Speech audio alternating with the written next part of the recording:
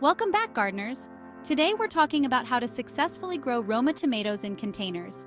Whether you have limited space or just love container gardening, these tips will help you enjoy a healthy, productive crop right on your porch or patio. Start by selecting a container that's at least 18 inches deep and wide.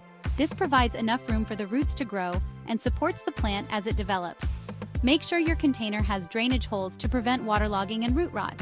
Use a high-quality potting mix that is well-draining and rich in organic matter. Avoid garden soil, as it can be too heavy and may compact in containers. Adding some compost or slow-release fertilizer will give your Roma tomatoes the nutrients they need to thrive. Place your containers in a location that gets at least 6 to 8 hours of direct sunlight daily. Roma tomatoes need plenty of light to produce abundant fruit.